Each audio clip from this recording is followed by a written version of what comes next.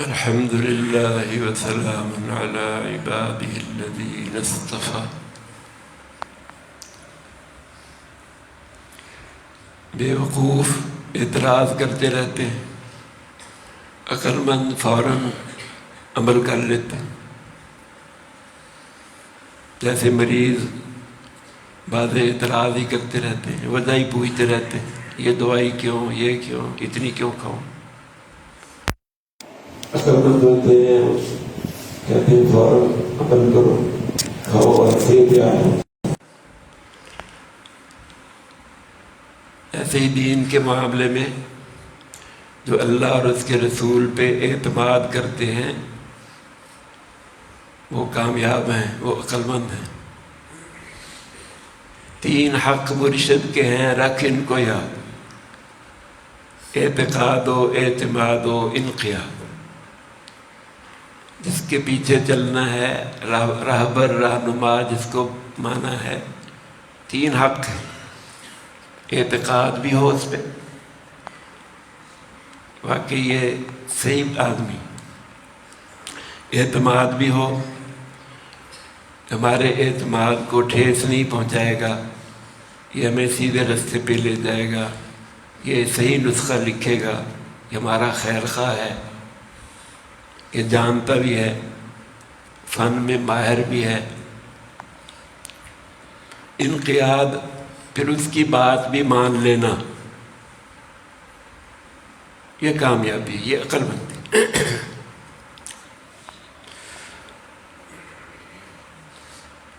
مکہ میں کفار مکہ اور مشرکین اعتراض کرتے تھے، آپ صلی اللہ علیہ وسلم بیت المقدس کو کیوں سامنے رکھتے ہیں؟ یہ قبلہ ہی کافی نہیں تھا ان کو۔ اور مدینہ منورہ میں یہودی اور عیسائی اعتراض کرتے تھے، انہوں نے بیت المقدس کو کیوں چھوڑا، ہمارے قبلے کو کیوں چھوڑا؟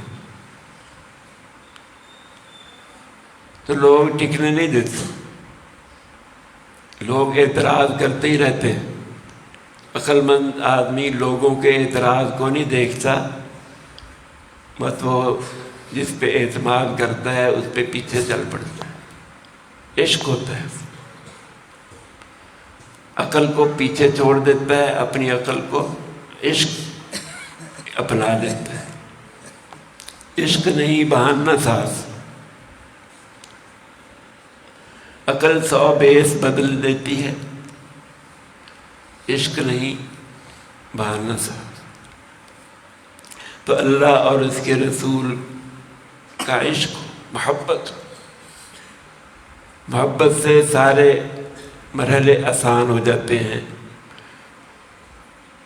اور یہ قریشی جو تھے، جو ہجرت کر کے آئے تھے مکہ سے آپ صلی اللہ علیہ وسلم کے ساتھی، انہوں نے یہ نہیں کہا آپ صلی اللہ علیہ وسلم سے یہ آپ بیت المقدس کی طرف منہ کر رہے، کوئی اعتراض نہیں کیا۔ آپ یہودیوں کے قبلہ کی طرف نماز کیوں پڑھتے، عیسائیوں کے قبلے کی طرف نماز پڑھتے ہو؟ مکہ مکرمہ بیت اللہ کو چھوڑ کر انہوں نے اعتراض نہیں کیا، فوراً عمل کر۔ عصبیت، یہ جاہلیت، نخوت، کبر، غرور، اپنے قبیلے کو سب کچھ سمجھنا، یہ سارا کچھ چھوڑ دیا، مکہ کو چھوڑ دیا، ساری چیزیں چھوڑ دی۔ آپ کے لیے، ان کے لیے ساری چیزیں آسان۔ آپ پہ اعتماد ہے کہ آپ ہمیں غلط نہیں لے جائیں گے، آپ جہاں بھی لے جائیں گے انشاءاللہ ہماری اسی میں بہتری ہے، گھر چھوڑنے میں بھی بہتری ہے، مال و دولت، کاروبار چھوڑنے، بیوی بچے چھوڑنے میں، رشتہ داروں کو چھوڑنے میں، حتیٰ کہ بیت اللہ کو بھی چھوڑنے میں بہتری ہے۔ اللہ آزماتا ہے کون میرا ہے، کون ان چیزوں کا ہے، کس کا دل ان چیزوں میں پھنسا ہوا ہے، کون آزاد ہے، ان چیزوں سے آزاد۔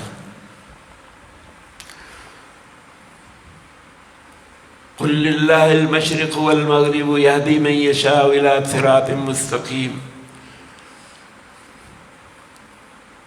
عیسائی مشرقی حصے کی عبادت کرتے، مشرقی حصے کی طرف رخ کرتے تھے، قبلہ بنایا ہوا تھا، کیونکہ مریم علیہ السلام اذ انتبذت من اہلہا مکانا شرقیہ، مشرقی حصے میں مریم علیہ السلام تھی جہاں بشارت آئی عیسیٰ علیہ السلام، اذ انتبذت من اہلہا مکانا شرقیہ۔ اور یہودی مغربی حصے کی طرف رخ کرتے تھے، وما كنت بجانب الغربی اذ قضینا الی موسیٰ الامر۔ آدم علیہ السلام سے لے کر موسیٰ علیہ السلام تک انبیاء علیہ السلام انہوں نے بیت اللہ ہی کو قبلہ بنایا تھا۔ موسیٰ علیہ السلام سے لے کر عیسیٰ علیہ السلام تک جتنے بھی نبی ہیں انہوں نے بیت المقدس کو قبلہ بنا لیا۔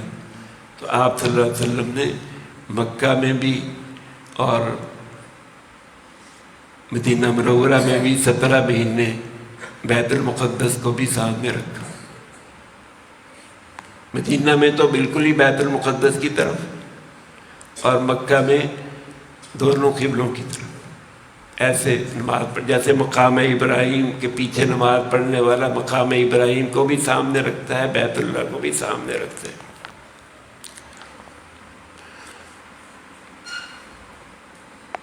تو مسلمان مشرق مغرب کا پابند نہیں ہے، اللہ کے حکم کا پابند نہیں، یہ جہت نہیں دیکھتا، سمت نہیں دیکھتا، اللہ کو دیکھتا ہے۔ اینما تولوا فثم وجہ اللہ، اللہ کا اس وقت کیا حکم یہ دیکھتا، کہ بہانے نہیں کرتا، نہ ماننے کے بہانے نہیں کرتا، یہ ماننے کے بہانے ڈھونڈتا ہے، کیسے میں حکم پورا کر دوں۔ جیسے ابراہیم علیہ السلام حکم کو فوراً پورا کرنے والے تھے، یہ ملت ابراہیمی ہے، بیٹے کے گلے پہ چھری چلا دو فوراً مان، جنگل بیابان میں چھوڑ کے آ جاؤ فوراً مان لیا، آگ میں چلے گئے بے خطر کود پڑا آتش نمرود میں عشق، عقل ہے محو تماشا لبے بام ابھی، عقل دیکھتی رہ گئی، عقل والے دیکھتی رہ گئے، عشق والا بازی لے کے، عشق والا بازی لے کے۔ قل للہ المشرق والمغرب یہدی من یشاء الی صراط مستقیم۔ ان کا رستہ لمبا تھا، مشرق والوں کا مغرب والوں کا، اللہ نے درمیانی رستہ دے دیا۔ بیت اللہ دنیا کے درمیان میں ہے، نہ مشرق میں نہ مغرب۔ یہ امت بھی امت وسطہ ہے، درمیانی امت، معتدل امت، عادل امت، بہترین امت۔ اس کو قبلہ بھی مرکزی عطا کیا، جو دنیا کا مرکز، جہاں سے زمین پیدا ہونی شروع ہوئی، جہاں سے آپ صلی اللہ علیہ وسلم کی مٹی سب سے پہلے نکلی، آدم علیہ السلام کا جسم جہاں خشک ہوا، یہ مرکز تھا۔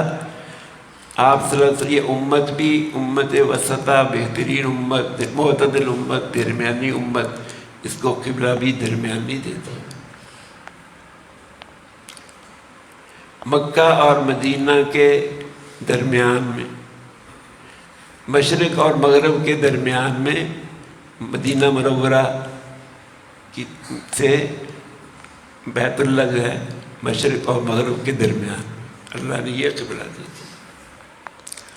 قل للہ المشرق والمغرب یہدی من یشاء الی صراط مستقیم وکذالک جعلناکم امۃ وسطا۔ جیسے ہم نے تمہیں بہترین قبلہ کی طرف پھیر دیا، ایسے ہی تمہیں بہترین امت بھی بنایا۔ بہترین امت کے لیے بہترین قبلہ ہی چاہیے۔ آپ صلی اللہ علیہ وسلم بھی کامل ہیں، ہر لحاظ سے کامل، تو آپ کی چاہت بھی کامل تھی، آپ بیت اللہ کو چاہتے تھے میرا قبلہ بن جائے۔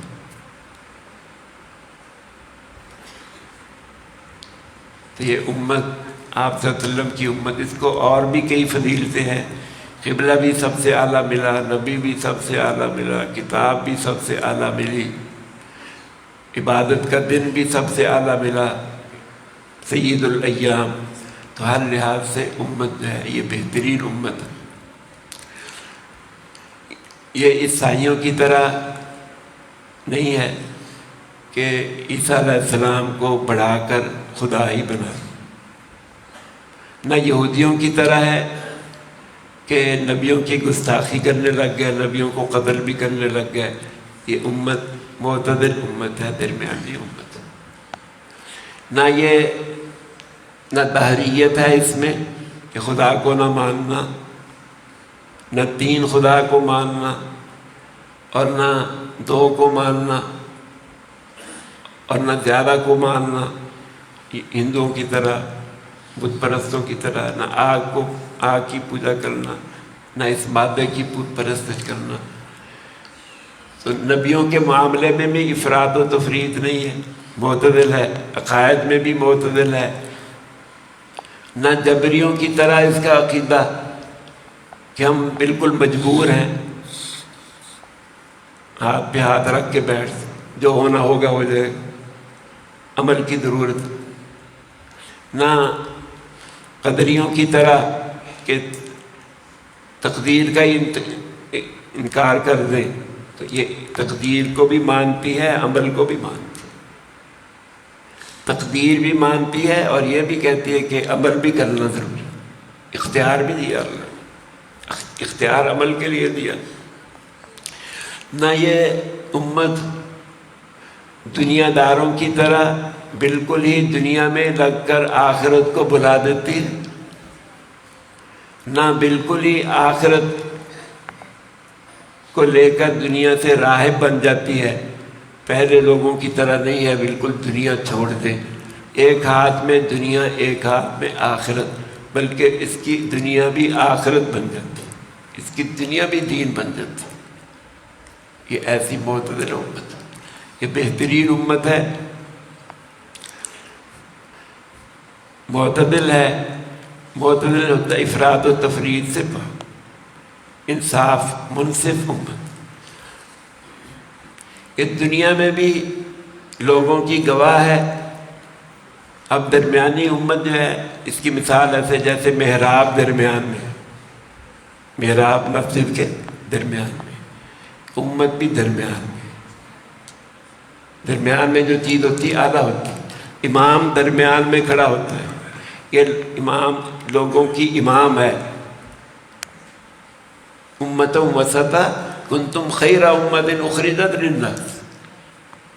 صدر جو ہے درمیان میں بیٹھتا ہے سب کے، یہ صدر ہے، یہ استاد ہے، یہ امام ہے، یہ ہادی ہے، یہ امت، یہ لوگوں پر گواہ ہے۔ ہار میں جو موتی ہوتا ہے سب سے قیمتی، وہ درمیان میں رکھا جاتا ہے۔ یہ امت بھی قیمتی ہے، سب سے اعلیٰ ہے، ہر لحاظ سے یہ امت اعلیٰ۔ امتم وسطا لتکونوا شہداء علی الناس، لوگوں پر یہ گواہ ہے، سارے لوگوں پر یہ للناس، دنیا میں سب پر گواہ، آخرت میں کفار کے خلاف گواہ، اور آپ صلی اللہ علیہ وسلم اس پر گواہ۔ اب گواہ جو ہوتا ہے، جس کا گواہ ہوتا ہے اس کو بڑا محبوب ہوتا ہے۔ انبیاء علیہ السلام کے حق میں گواہی دیں گے تو سارے انبیاء علیہ السلام کی یہ محبوب امت ہے۔ جیسے ابراہیم علیہ السلام کو اللہ نے چنا،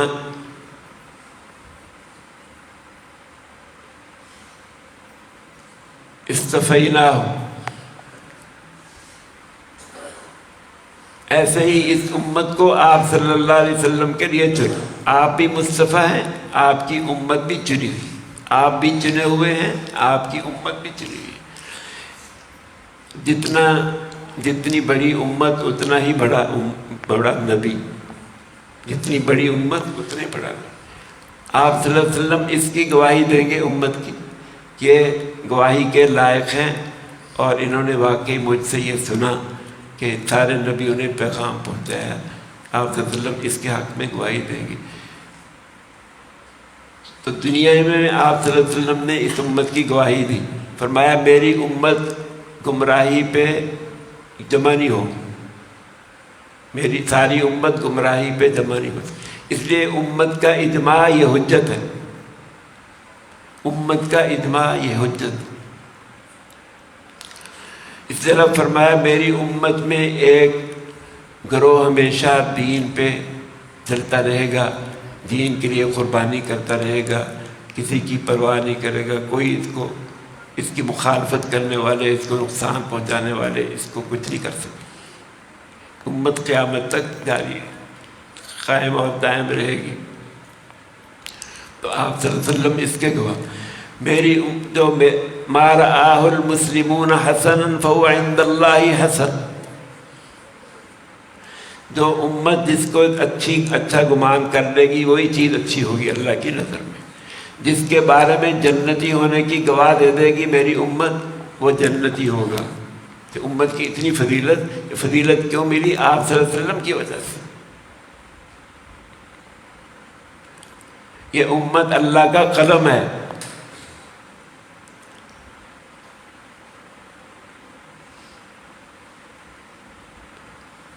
آوازہ امت کو نقارہ خدا سمجھو، بجا کہے جسے خلق اسے بجا سمجھو.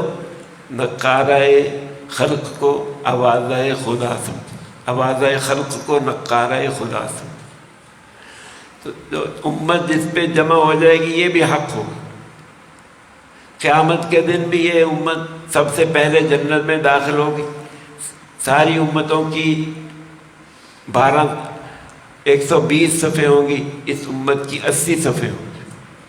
اس امت کی 80 صفحے سب سے پہلے یہ جنت میں جائے گی. اللہ نے ہمیں اس امت میں بنایا. ہم آپ صلی اللہ علیہ وسلم سے محبت اور عشق، اس سے یہ نہ دیکھیں اس میں کیا ہوگا. امت جو ہے ہر سال اتنی زکوٰۃ دیتی ہے، خرچ کرتی ہے. حکومت جو ہے وہ ٹیکس لینے کے لیے کتنی تگ و دو کرتی ہے، لیکن یہاں امت خوشی سے زکوٰۃ دے رہی، لاکھوں کروڑوں خوشی سے خرچ کر رہی. کوئی پالیس نہیں ہے. یہ سارا عشق کی وجہ سے فطرانہ دیتی ہے، قربانی کرتی ہے یہ امت. یہ سارا اسی عشق کی وجہ سے. یہ بہانے نہیں تراش کرتی میں قربانی کیوں کروں، یہ نہیں دیکھتی میں زکوٰۃ کیوں دوں، میں فطرانہ کیوں دوں، میں صدقہ کیوں دوں. یہ نہیں دیکھتے میرا تو مال کم ہو جائے گا، یہ نہیں دیکھتے. جنہوں نے نہیں کرنا ہوتا وہ ایسے بنی اسرائیل دیکھتے تھے کہ ہم گائے ذبح کیوں کریں، بہانے بناتے تھے. فذبحوها وما كادوا يفعلون. جہاد میں جانے کے بہانے ڈھونڈتے تھے، ہم نہیں جاتے، دشمن بڑا قوی ہے، بڑے طاقت والے ہیں. اذهب انت وربك فقاتلا انا هنا قاعدون. لیکن آپ صلی اللہ علیہ وسلم کے صحابہ کہتے ہیں آپ بھی چلیں، آپ کا خدا بھی چلے، ہم بھی آپ کے ساتھ ہیں. جہاں آپ ہمیں لے جائیں گے ہم وہاں جانے کے لیے تیار. یہ ہے عشق سے کام بنتا ہے. عقل کو پیچھے چھوڑو، عقل خیش قربان کن بپیش مصطفیٰ. اللہ ہمیں اس کی توفیق.